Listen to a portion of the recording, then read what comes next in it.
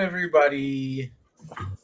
Hello out there. Before we begin our series, part 3 of 4 in our series on the core competencies, just a reminder that if you're here and watching, please comment, follow, join in the conversation, subscribe, all of those things. And then, in case you hadn't figured it out by my intro, we are discussing ICF's new 2025 core competencies. Yeah. And we have special facilitator with us, Mike James, with us today. Woo! And Lisa's back. Hello, everyone. Yes, if you're watching this as part of your 102 video series, it's a different person every time. I know. And Giving one new less person too, insights. because no Jen no Yes. Lisa, and this week no Jen. It's kind of funny. You might have Mike for your class coming up right now. Alrighty, so let's dive right into it. If you are behind and you don't know about competencies 1 through 4, you can find those videos on our YouTube channel. And we'll probably also share them in the description of this here video as well, so that way you can easily access all of them. Competency number 5. We're still in what's our umbrella section? Co-creating the relationship. So we're still in the co-creating the relationship umbrella. And core competency 5 is titled Maintains Presence. The definition of maintains presence is fully conscious and present with client, employing a style that is open, flexible, grounded, and confident. Not unconscious. Yeah. I knew you were going there, Anthony. And when we say flexible, we aren't talking about being able to do the splits. Yeah. Grounded, not an electrical current either. So I think the best way for us to go into this is just to sort of dive into the sub-competencies. That's what we've figured out so far, because they tend to really define it for us. And then if we have more to discuss at the end of all that, we shall. So I'll just read that off, and then I'll turn it over to the rest of you guys to tell us what it means. 5.01 remains focused, observant, empathetic, and responsive to the client. No changes so far. How does this show up in coaching, though? Mike? Yes. So overall, just maintains presence in general. 5. I think one of the things I say too in class is one of the greatest gifts that we can give to our client is our presence, right? Just being present. So when we look at 5.01, remains focused, observant, empathetic, and responsive to the client. If you think about that, that's a responsibility for the coach that starts before the session, because the part about being focused is like, what can help me focus more? Do I have anything that's distracting me? A lot of times I'll say in class, like, am I coming to the session and I'm thinking about, man, did I put the clothes in the dryer? Did I take out the stuff? Yes. Did I do this? Did I do that? So that first part, remaining focused, is so important. And so I always say, check in with yourself. What do you need to be ready? So focus. Observant is when we talk about just listening and presence, I think is this idea where we listen with our ears, but also our eyes, our head, our heart. What are we thinking in that moment? So observant to what we're seeing as well when the client is saying certain things, because a lot of times what they're saying may not match with what you're seeing in front of you, whether it be virtual or in person. And so I think that observant is that part is important as well. And then the last part, that empathy, we've talked about empathy on lives in the past, is really seeing the person in front of you, right? Having that empathy, not sympathy, right? Because there's a difference, but having that empathy to connect to what does it mean for the person in front of you and having a true understanding of what they're saying. And I think this one goes into further details on one of the other sub competency points, but making sure that we're aware, that responsive to the client, right? Certain things you're picking up on, don't just let it pass by. What did you just notice when the client answered that question or when they said a certain thing? So I think that's the first one, how I interpret that and how it shows up in a session. Because a lot of times a client is saying one thing, but their actions, their body language is telling you something totally. it is important for us to connect those things. So I'm thinking of an example of those. For example, staying focused. There might be something where you identify with what the client is saying. And in your identification, you have checked out of the session because now that's on you. You have recognized something about yourself. Something that I might do to help with that process is just jot a note down, something I need to work on later so that I don't get lost in that focus. I get back into really being attentive to the client. And that observant piece where Mike, you were sharing the idea about recognition of something that they said doesn't seem to be in alignment with how their body is showing up. And those are things you can really pay attention to. Let's say somebody is saying something that is a really potentially a sad kind of expression, but they're laughing, right? So that incongruence of how they're showing up versus what they're saying, those are things we check in with, not for our benefit, not for our knowing, but for the client to find how this space is important to them and what that looks like.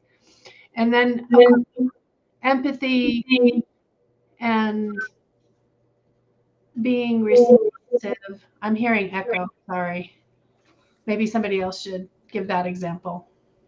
I'm muting myself. Okay. So the empathy, is just the recognition and the reflection of what we're noticing, or even asking if we can share what we're noticing, is a place of coming from that empathetic stance and being responsive to what and how the client is showing up. Do you have anything else to add? Also say in response to the outside of the session, responsive can also mean, being prompt when you reply to emails, depending on what your marketing is, things like that. Yeah. People do expect timely response to when they reach out to you outside of a session, unless you've already built in, these are office hours. This is when you can expect to hear from me. Expect a reply within 48 hours or giving a time period. But just know that people do expect a pretty prompt response once you reach out to them. Yeah. So it's not just when you're in session, it's being congruent and alignment throughout your whole practice and who you are in that. So yeah, good point. Yeah, I want to go back real quick, Anthony. I want to go back to something Lisa said too. That's important for coaches, especially for the coaches who will see this as part of their training as well. That idea, what Lisa mentioned, sometimes you may not, I explained this in class, you may not be a coach that take notes during your session, but sometimes we say this idea of self-therapy, and it's not just, I need therapy myself as a coach, but it's some things may throw you off your rocker a little bit. And it's important to say, okay, I'm jotting this down because this is something I'm going to come back to and kind of see, this brought up a certain emotion in me, or this brought up something that I noticed a shift, something that activated something inside of me. So that's an important point too. And it's kind of this idea of the oxygen mask, take care of you first. So a lot of times in sessions, there may be things that it hits close to home, and that may be a time to just jot down a quick note. So it's something that you can come back to. So for future reference, it may be, okay, now I know how to be focused when this happens in the future with the client, because I was not expecting it the first time. So I just wanted to reiterate that what Lisa said. That's so important for us as coaches to be able to check in with ourselves sometimes, even on the spot, to just jot something down to come back to and debrief for ourselves. So I just wanted to bring that point home. Yeah. And just like, what is that movie the kids watch? Let it go, let it go, let it go, let it go. Also, we can't sing that on here, or else we will get DMCA takedown by. Okay, well, clearly I can't sing, so there you go. All right, how does this lead into 5.02? And I will say 5.02 demonstrates curiosity during the coaching process. I feel like this is almost redundancy, because we definitely talked about curiosity a lot in 3 and 4. So I feel like they're just really driving the curiosity point home. Just to be brief on this, like for 5.01, you can be focused and observant. You're taking in all this information like a sponge. Curiosity is what you do with those observations, or you might have gaps or questions or things that you might want to ask as a coach, and you're not doing it really for your own benefit. You're doing it for the benefit of the client. That's what I was. Your curiosity is a way to help ignite the curiosity of the client, and maybe go down certain pathways that will ultimately help them. So while your client might be sharing something that sounds like it could be a juicy story, if it isn't relevant to the present work, there's no reason to be curious about it, right? Especially if the client says, "Oh, it's not relevant." So don't be in need of the juicy scoop if it's not relevant. However, pay attention to it, because could it come up later? Could it be part of it? Maybe. You are gathering information. You are, putting it in the container, the coaching container for that session. And could it be relevant? Possibly. But it's not for your benefit to ask the curiosity question. It's for the client to help them navigate what's important to them. So yeah, absolutely. Good point. I feel like it's sometimes like we're tricking our clients a little bit. Like, I'm asking a question, but like I know it's for a different reason. Like if I ask like, okay, that was an interesting story or bit of gossip you told me, how does that relate further to your values as as a client, and how do those values connect to your overarching goal? You're being curious, but you're prompting them with an open-ended question to connect the dots. But we wouldn't stack that question. Yeah, you wouldn't stack. Obviously, showing you what not to do.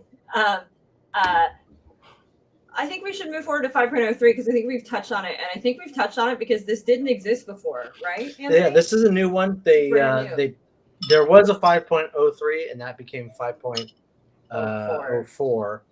So they jammed in a new one and they brought it down. So this is a new one. And this new one is remains aware of what is emerging for self and client in the present moment. Oh, we kind of did touch on that already, didn't we? We absolutely did. So yeah, as things come up for you personally, we have to be aware of that so that we can be aware of how that whatever we feel about what is coming up for us as the coach could be creating bias in how maybe we are asking questions or how we are showing up for our client. And so that's a big piece of that, like having that awareness. Ooh, this I feel emotional about this. That could affect me. I need to really find a neutral space and ask from a neutral space and set that aside, right? And so that's when you really have to know, as those things come up for you, just how to manage that and be aware of it and check those possible biases. And of course, for what comes up for the client as well. Yeah, and I feel like with all the core competencies, all the bullets, the sub competencies, it's like building blocks. They stack on one another. And it just goes back to the point when we were talking about curiosity in the last one. And something that Anthony said is a lot of times we have information that can help connect the dots. And I say in coaching, a lot of times we're just professional dot connectors. It may be a thought or something that the client may be a total shift. And now they're talking about something totally different, or that story, that juicy story that came up, and you get a chance to relate that. Okay, now I noticed something just happened when you started talking about this. How does this connect or relate to that initial goal? Because those are sometimes pivot points in sessions that we as coaches need to pick up on, where now the original goal, it's totally changed.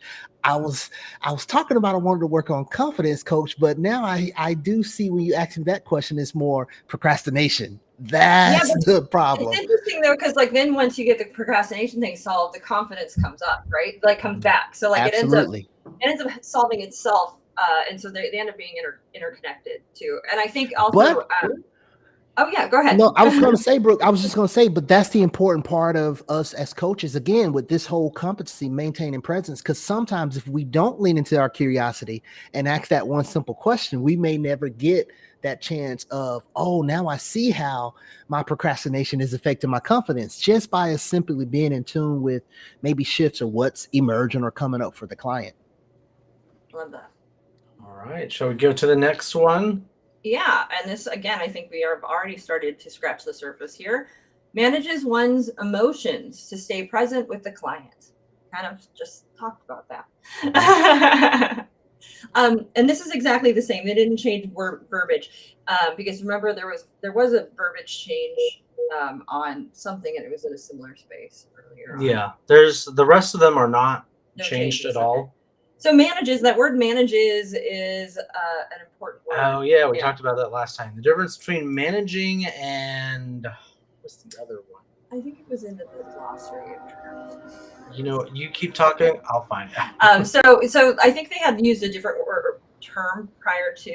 Was it regulate? I want to say it was and it's hard. regulate. I think it is regulate. I think that is correct. Is it. And they had changed it to mirror. So in the glossary definition, it said regulates one's emotions. But now they have changed that word from regulate to manage. Yeah. And we are seeing it again here with manages one's emotions to stay present. So they're being consistent with their vocabulary, which I appreciate. And then also... and they're acknowledging your humanness, right? They're acknowledging that things can happen for you, the coach, in session, and pay attention. Mm-hmm. And the thing is with regulate, it infers that you can like shove that emotion down or turn it off and on like a spigot, right? Yeah. And I think with manages, it doesn't feel like that. It feels like, oh, okay, that's there. Yeah. I can manage what is coming up for me. I can move it aside so that I'm capable of being present. It's implied that the emotions are going to happen regardless of whether you want them to or not. And like the act of regulating emotions as well is kind of taking away your presence from the client. If you're constantly trying to regulate your emotions, your attention is focused elsewhere and not fully present in the session. Whereas if the emotions just happen, you let them happen and you can actively manage them while you're coaching and, decide what to do with them. I will also, I'll quickly and then I'll zip the lip. Mm-hmm. As far as like, you may not realize how often this is going to come up when you're a new coach, because a lot of us clients are a lot like us, and that's why they pick us. And also, a lot of us humans have similar human experiences. I'm not going to say the same, but we have there will be common threads that happen in all of our human experiences. And so as those things come up, we are going to have a feeling about it one way or the other. So it's going to happen maybe more often than you realize as a new coach. Yeah. And that's really where I was going as well. The idea of having someone, a mentor, a supervisor, another coach, someone you can talk to, not about the session, but about what came up for you and do your work around it. That regulating versus managing, that regulation, that's your job to regulate on your own time, but manage during the moment.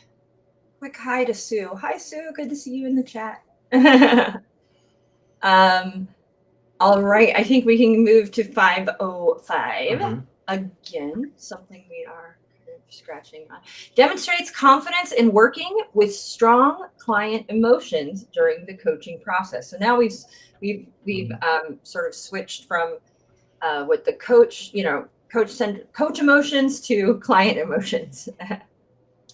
Yeah, I mean, personally speaking, I'm not the most comfortable with people display strong emotions. You think you have gotten used to it by now? I cry at everything. Well, I mean, it's you. I can definitely be biased and tell you to stop crying or make fun of you. With a stranger or a client, the reaction I have, and maybe some other coaches feel this way, is like, whoa, let's take a step back. Let's take a beat. Let's collect ourselves and move on. That inclination is not being confident working with strong emotions during the coaching process, though. That's like pausing it, waiting for the emotions to go away, and then continuing when you, the coach, are comfortable. So what does the inverse look like then in a coaching session? Well, pause is still happening, but I think it's with a different intention, a different mindset. Pause be ever present. Like you're not going to be thinking about how it's impacting you, or if it is impacting you, or about what dinner plans you're going to have. You're going to stay fully focused, as we've been going through. Maintains presence. Fully focused is right in there with this as well, where you're not checking out and allowing that space for the client to process their experience in that moment. You're also not, oh yeah, go ahead.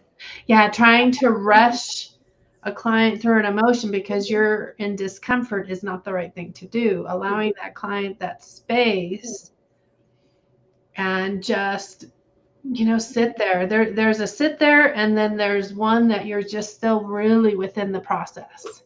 Mhm. And that's, I don't know how to describe that differently. And it's also not your job to make it better, right? Yeah, no. Yeah. It's not your job to make it better. It's not your job to make it worse. It's not your job to, that is not what you're there for, right? So it's not your job to make that emotion go away in any way or change it. It's your job to hold space for it. Yeah. Right. One of the things too for coaches, and especially starting out, if you are one who, when you watch those Disney movies and you see tears and your eye faucets say turn on and you feel the feels, okay? It's the soundtrack. Exactly. So I say for those coaches, the people who are truly those impacted people, you feel the feels.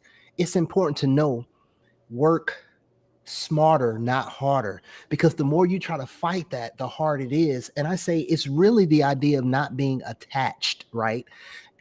Something we say in class is not me, not mine. It's not my emotion. It's not my issue, my problem. And so the quicker you can take your hands away, it makes it so much easier. For me, I also had to do this. Figure out what is going to be your path when it happens. Because at first I didn't have a thing that I would rely on. Now I keep this right here on my desk. It is proof. It's right here. I got a little squishy toy. Somebody brought me from a tech conference. And sometimes when emotion arises in clients, it'll happen. You won't be aware. And it's like, what do I do in this space? I take deep diaphragmatic breaths. I lean in to slow down, because a lot of times we think we got to jump in. It's like Anthony said, we got to, oh, I'm sorry. Well, take your time, or this and that. And we smother it instead of letting it breathe. And so a lot of times in that, do less. Ooh, I love that. So an example of a deep diaphragmatic breath. Oh, so thank you for asking that. So really, and see, do that again, Anthony. I want people to see that. Do what you just did. Without people noticing. Now do it. No, well, that's why I asked that, Brooke, because I wanted him to do what he did. I went. So, right, you do that. Normally but the diaphragm from here, I say that too in class, because I lean into my desk and I literally press my diaphragm. I'm doing it right now. That's when you hear my talking get different. And it's like a balloon. Imagine your rib cage, your belly is a balloon. And then I just, so now my shoulders are here. My client doesn't know in that point, I'm squeezing the heck out of this toy and I'm taking deep breaths, because they don't see this happening. Oh my God. Because the minute your client sees that their emotion affected you, a lot of times they may never go there again. And that may be the very breakthrough that they need. And so that's why I say it's important to figure out, okay, what will I do when it does come up? So I think that's a great question that Pilar has asked. Are we supposed to be stoic, militant, poker face? Sincerely would like to know. Are emotions permitted? So we're not going to be emotional, right? We're going to be in that space, very not militant. But what we don't want to do is overpower the client with our added emotions to their emotions. Something happens in that moment that it becomes not the client's session. It becomes then our session, right? We don't want it to be our session where I'm supposed to be coached as well. So that's kind of the difference. We want to make sure that the client owns the session versus us needing to be well. We want to remain as neutral as possible, right? I think we want to remain as neutral as possible, but still be supportive, still be curious. Empathetic. Have I had tears? I've had tears, a slight tears, because it's a very emotional moment, but I'm not crying. I'm not, and we have laughed, but I'm not big laughter, for example. I'm meeting the client where they're at, and I'm staying focused on the client at all times. And let's also, our process. To be clear, every person's neutral is going to look different, right? So you're going to be drawn to a neutral that you are comfortable being in front of. So that's the coach you're going to pick, but it is a different kind of interaction than just talking to your gal pals or talking to your family or talking. It's going to feel and be different when you're sitting across from a coach, because we as coaches want you to be having the experience, and the experience to be about you. All and about so, you, not the give and take. This is not give and take of a relationship, which is what you're saying, Brooke. Mm-hmm. This is providing our clients all of that space for whatever they need to process.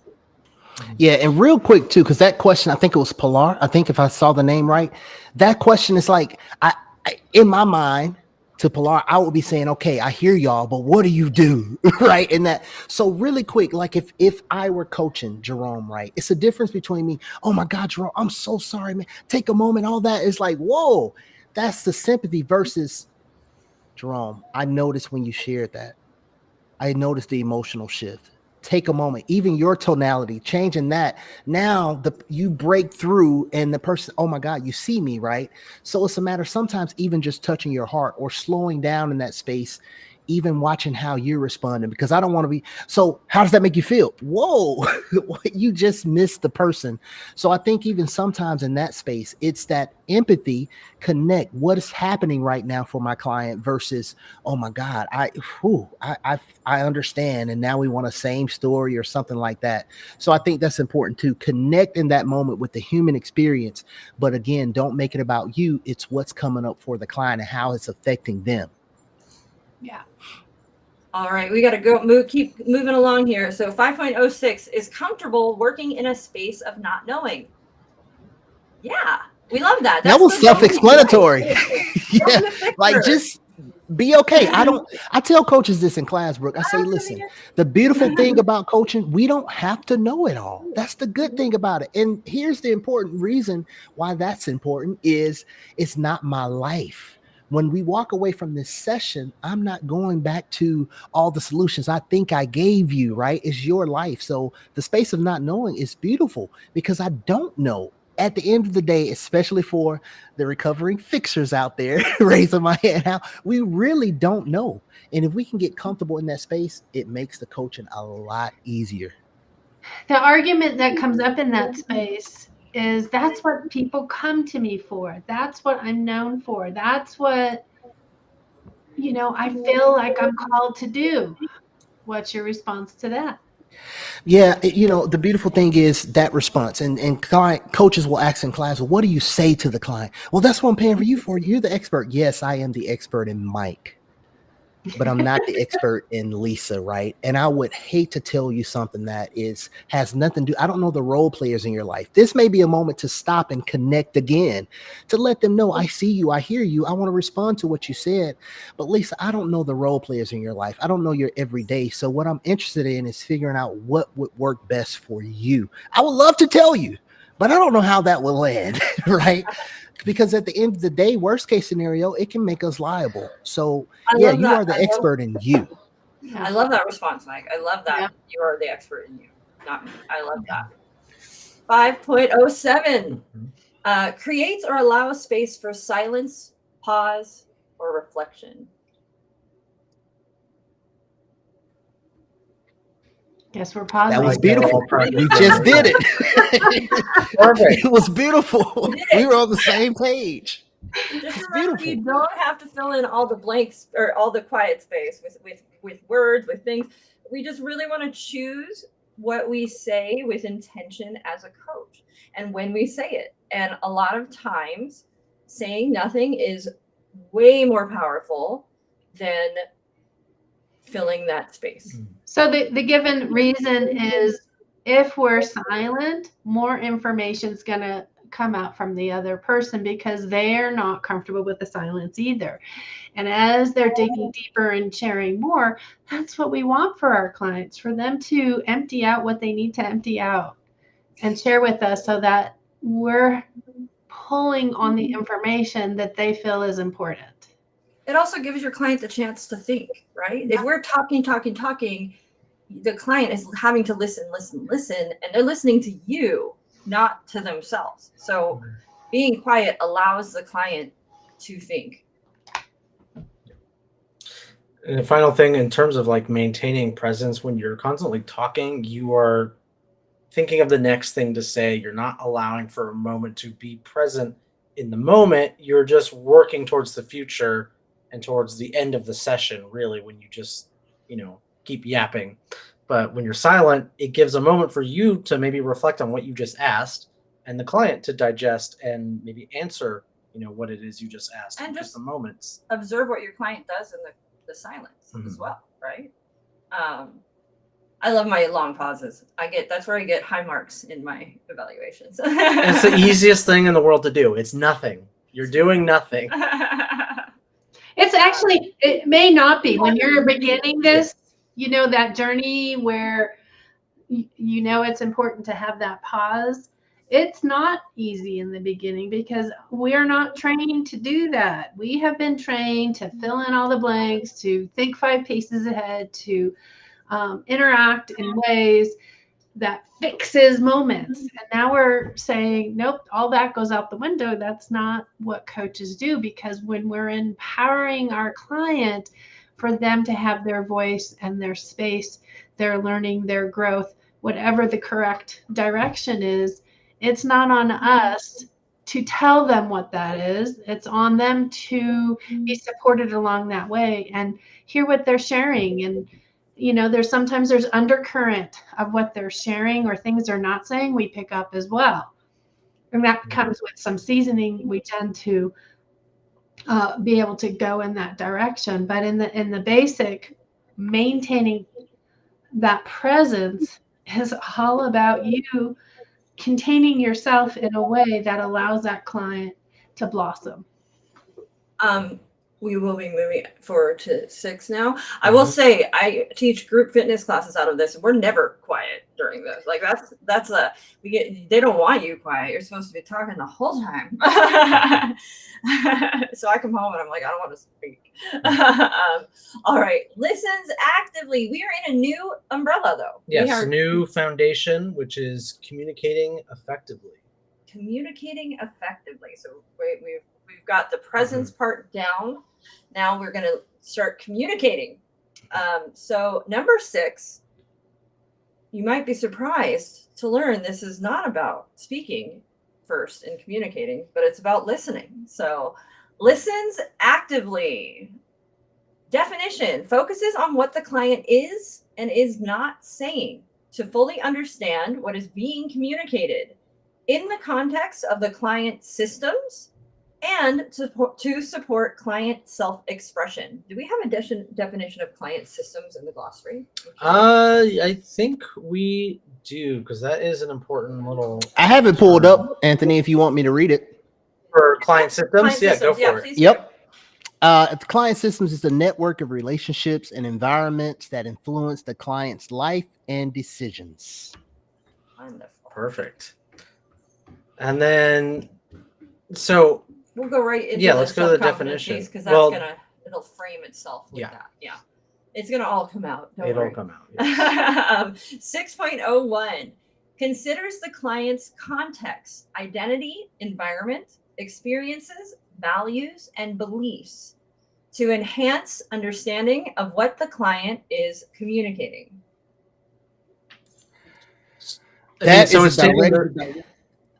direct continuation of what we was talking about a little while ago, which is why I don't want to be the expert in you when I'm coaching you. All of this right here, it makes it very specific. So even though we are now in a different area, the communicating effectively, it's still, again, those building blocks. We're still building on that relationship that we co-created, because now I have to look at all the things that makes you you and that brings you here today, right? And who am I as a coach to assume that I know what's best, because I'm going off of my context, identity, environment, experience, values, and beliefs, right? And so I think that's important, that listening, it's that word where we have, the idea they tell us when we're younger, you have 2 ears and 1 mouth. use it accordingly. That's it in a nutshell for me. Yeah, I think just to sort of say the same thing in a slightly different way, it's easy for us, again, when our client is sharing something that we have had a similar experience in, to go to our defaults, our reactions, how it went for us, the way, the things, how we felt about it, and all of those things. And what happens when we do that is we are not being curious about all of those things for the client and how the client experienced it. So that's when we want to just sort of check that, and instead of considering how we felt in that similar experience, consider all of these things that make up the client experience. Why? Go ahead. Go on, Lisa. Okay, so based on what Brooke was saying, it's the idea of focusing on what she's saying. I've lost my train of thought. Oh no, that happens. Catch it up. Go ahead, Anthony, because it's left the building.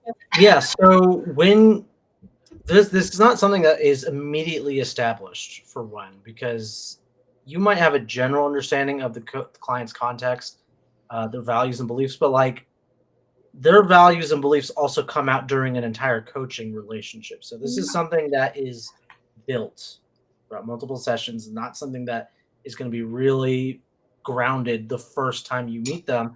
The curiosity part comes in. You might want to be curious about their context, identity, environment, experiences, values, and beliefs, to understand what is really being communicated. But somebody from a different cultural background, they might say the same exact thing as somebody from your cultural background and has entirely different meaning. I could think of, example on top of my head. If you were to say, "Oh, how are you doing today?" You're just making small talk. Someone from America might say, "Oh, I'm good and fine." Someone else from maybe Europe, I've experienced this, will say, "Well, I'm doing bad. It's going really awful." They don't take that question the same way as we do in America, where it's just kind of like, small talk. Be careful who you ask that to. Yeah. I mean, I'm giving a really surface level example, but their experiences, values, and beliefs, the deeper aspects of who they are as a person, can definitely inform what it is they're saying. And like Brooke said, a newer coach who maybe is like a cheerleader kind of coach might be like, "I totally know what you're talking about. I understand what you're saying." Do you really, though? Do you really understand what it is they're saying? Or just because it's a similar experience, you're just agreeing with them? Just be curious. Yeah. So that I think you can, the way you said, "Do you really know?" But you can change the tone of that and say, "Do I really know?" And then put that curious hat on instead, right? Do I really know? So I remember, before we go on, what I was going to say. Remember, you're working with the whole person, and that whole person comes from so many different growth experiences that it could seem similar, which is what Brooke was speaking about, and it's completely different. So something that you may have experienced can look and feel the same as what the client is, but they're going to have a totally different, quite possible, a totally different result from that step and walk and path that they take, because of who they are versus who you are. So we just really remember that your experience only helps you ask questions, but not to be taking over the client's growth and experience in their process. Yep. Yeah. All right, let's continue on to 6.02. That's I'm about to sneeze. There's someone else. I'll read it. No, I'll read it. So 6.02 reflects or summarizes what the client is communicating to ensure clarity and understanding. Okay, so somebody do that, you just told me something, and now I'm reflecting it back to you to make sure I understand as a coach what you just told me. So there's kind of, we're going to keep it basic to two ways. One is parroting, where you say exactly what the client says. And then there's also the general way that we tend to lean into is just take the information in a nutshell, pieces and then reflect that back. There's an example when a client says, when you've gone to the general information and just nutshell it, I guess that's it. That's kind of an indication that you need to be more close to what the client is saying. So you listen and watch the body language as you do that reflection and do it what serves them best. Mike, I see your head shaking. You have something to add? Yeah, I was just going to say too, Lisa, when we do that, because it's kind of that paraphrase, right? When we're reflecting back, that can be hard for new coaches because we will say, I don't want to be a robot. It's just, I repeat everything back. And, not being defensive, but it's this idea of even in that, it's a beautiful thing when we are bringing it, summarizing together or paraphrasing, so to speak, that one beautiful question that we ask at the end, did I hear that correctly?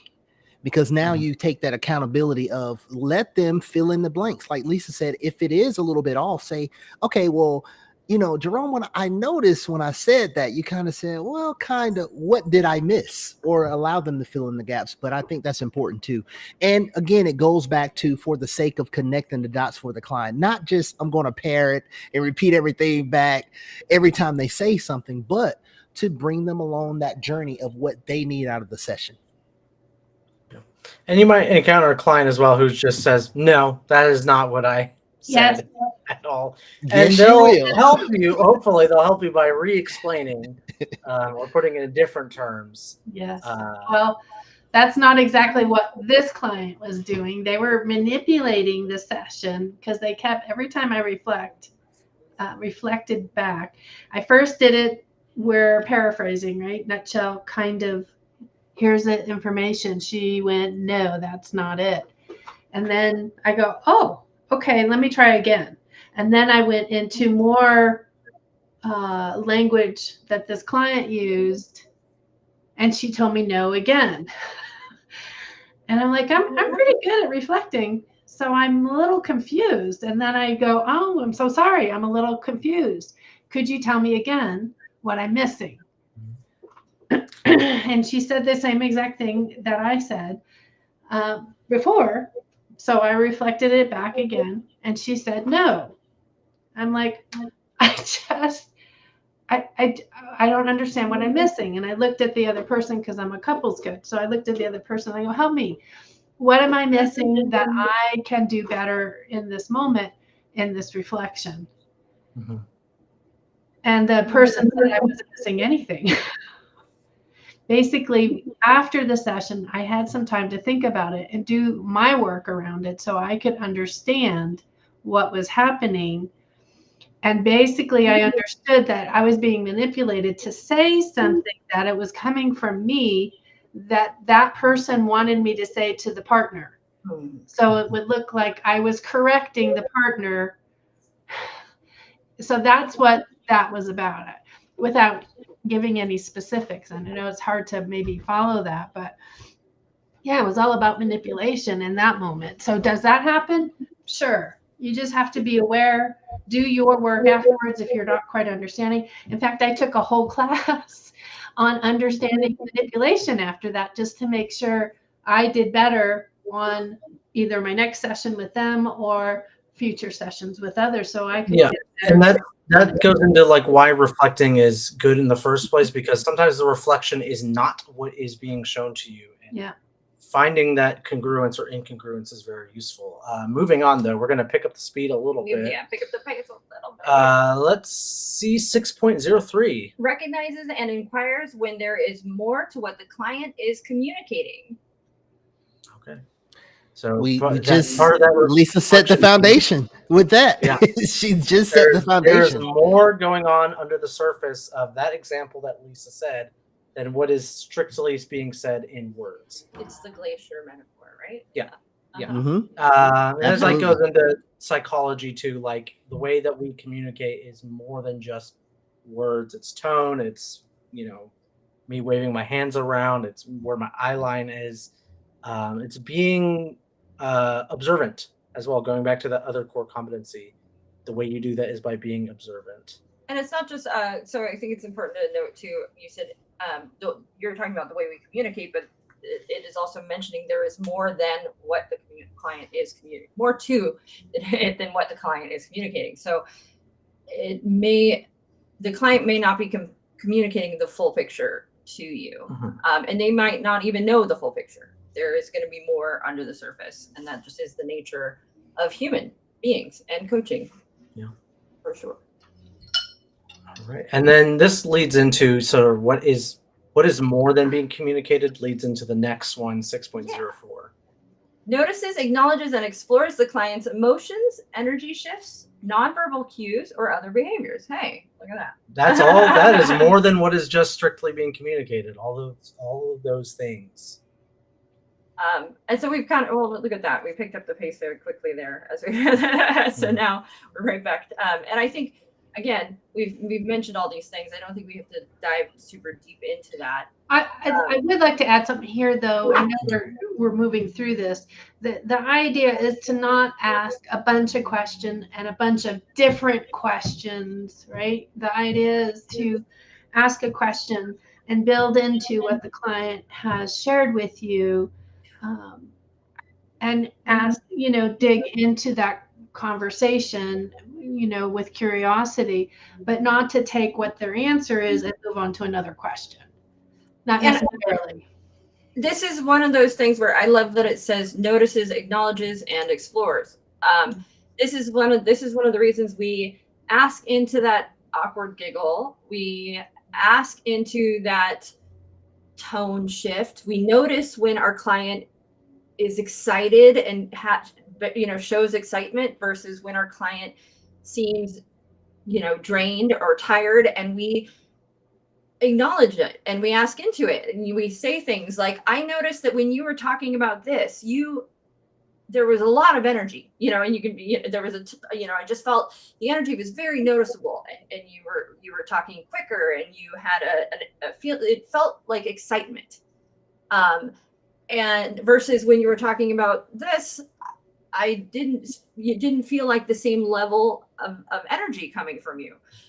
And then we're going to ask, can you tell me more about that? Right.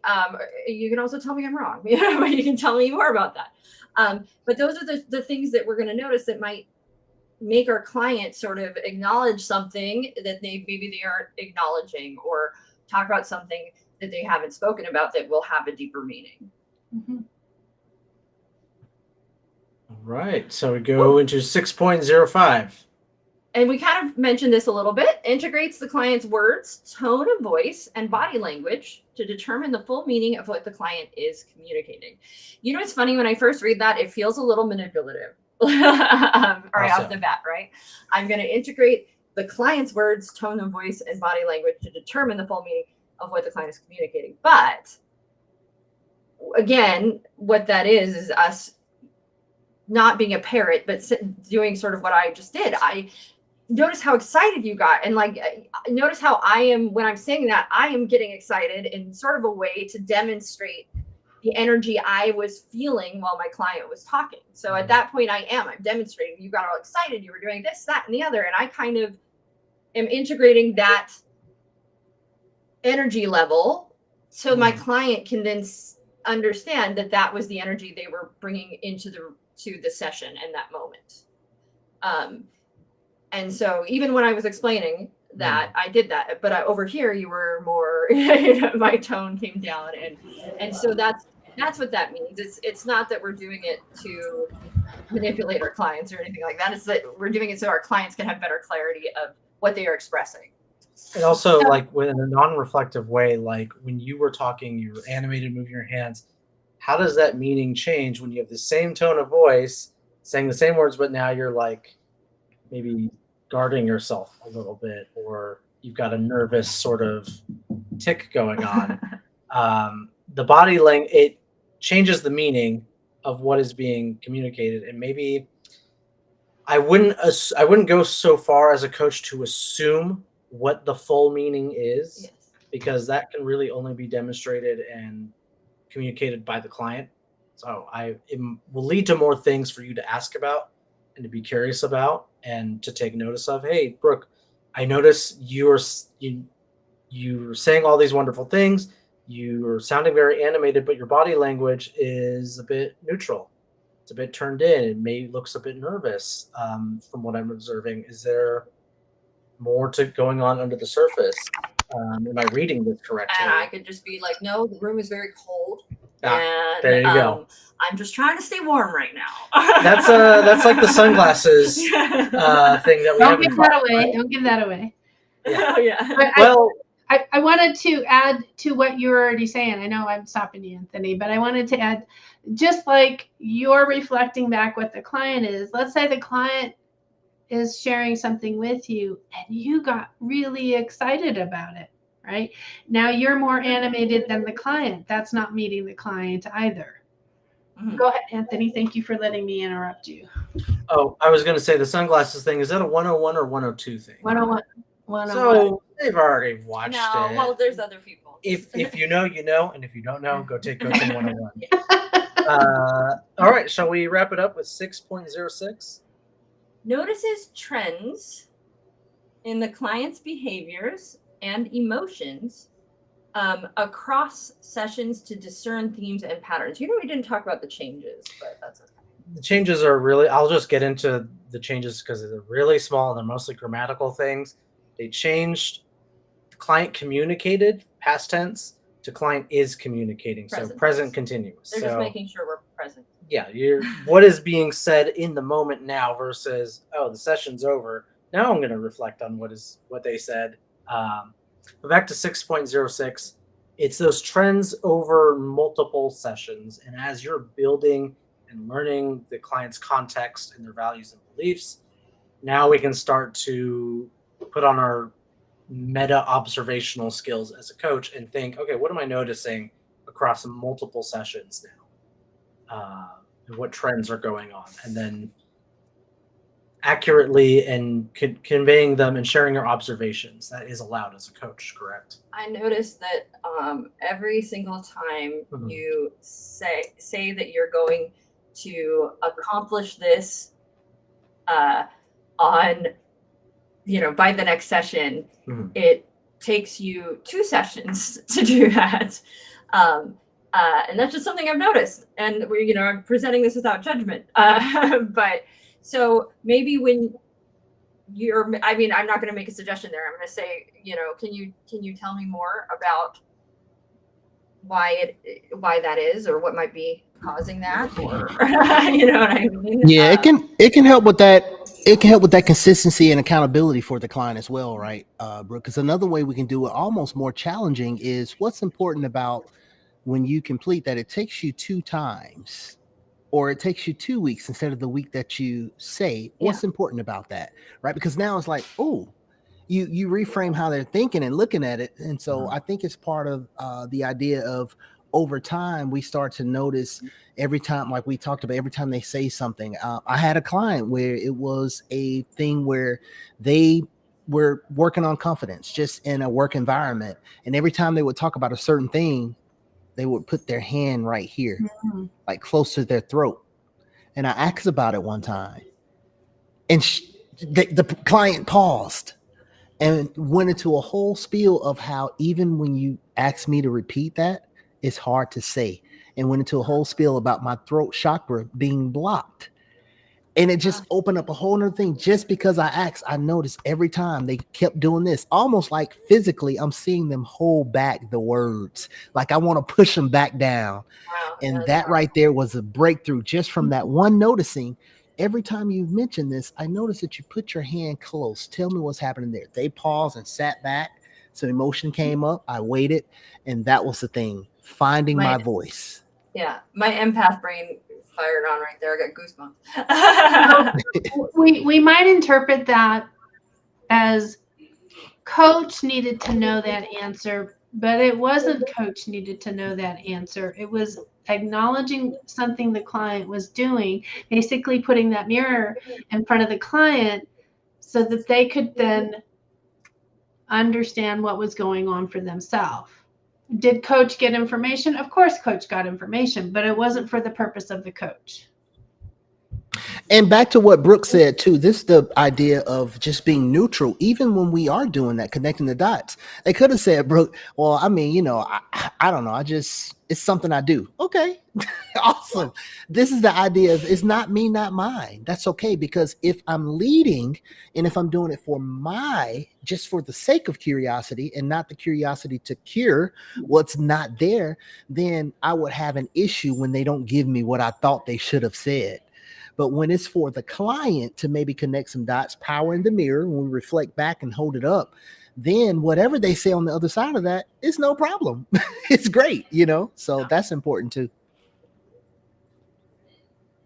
All right. That should wrap up Core Competencies 5 and 6. And next week, we'll be done. We'll be doing 7 and 8, the final 2. So thank you to everybody who joined in the conversation today. We had a great question, Pilar. Love that question. Started a wonderful discussion. We'll be back next week, same time, Wednesday at 3 p.m. Pacific Standard Time to continue on here. Thank you so much for being here with us, Mike. I don't know who's with us next week. We'll find out. It's a surprise to whoever's watching the next video. Jen will be at least. And make sure you check out Certified Life Coach Institute, where we certify coaches in 3 days, but also we do a lot more than that. So check us out.